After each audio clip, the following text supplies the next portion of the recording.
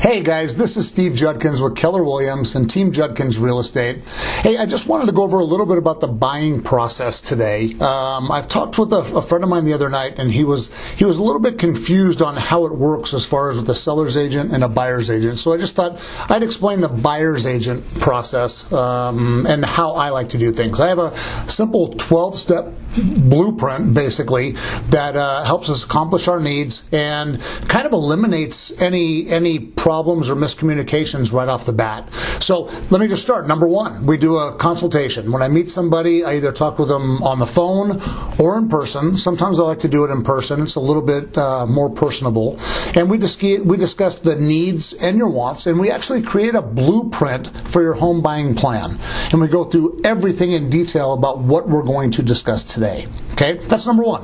Number two is we do a pre-approval. We get a pre-approval with the lender. It's best to know exactly where you qualify and more importantly, where you're comfortable with your payments, because sometimes you'll qualify for a whole lot of money, but you don't really feel that comfortable there with the payments. So to know both of those is probably the best way to go before we ever start looking at houses. Number three, we select and review properties. Now, that's either automatically done through my website, or we can go right to the MLS and I can send you updates. You can actually go to my website, see the same things that I'm looking at, and you can put in all your own criteria and it'll update you if anything new comes on the market that day or if any price changes come that fit into your criteria like that. So they're automatically done. You don't need to do anything except open up your email when they come up, and they get updated regularly. So number four is we actually write the offer. Now, once you find a property that's right for you, the first thing we're going to do is we're going to do a quick market analysis on it so we know where to come in with our offer. We don't want to overpay, and then we just want to make sure that it's fair for you. Number five, we negotiate that offer, because oftentimes offers aren't accepted as written and the seller will present a counter offer. So I try and get as much info up front so we know as much about their situation as possible, so there are very few counters when we do negotiate the offer. Number six is we're under contract. That means that we're officially in the first position and nobody else can come in and sneak the house from underneath us at this point. Okay?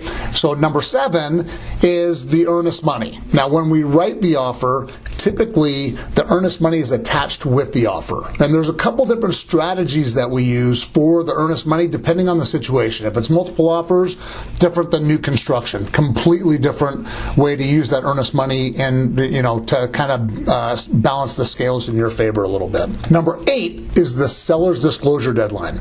Now, this is the date which the sellers have to give us all the information to help us with our due diligence, which is the next one, number 9.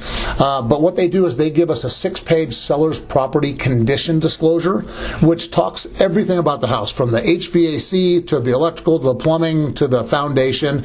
They give us as much information as they know on that house, whether there's been any leaks or anything like that. They get us a commitment for title insurance, and they get us all the HOA info that we need to make an informed decision whether we actually want to go through with this property. Number 9, like I said, the due diligence deadline. Now, this is one of the most important steps for you. Section 8 in the real estate purchase contract goes into detail about some of the things you may want to do your due diligence on.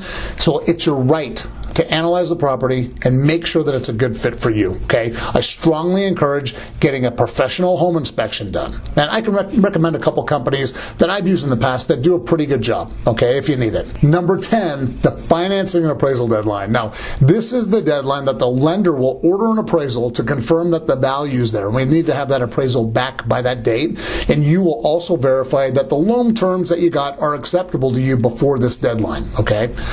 Number 11, settlement and closing. Settlement is when we go to the title company and sign all the paperwork. And closing is when it funds and records with the county. So number 12, and the last one, is possession. Okay, possession is negotiated between the time the offer's written and accepted during that negotiation phase, so we'll know exactly when you'll actually get the keys. Now, sometimes it's as soon as it records, and other times it's a day or two later. It's whenever the time's been agreed upon by both buyer and seller.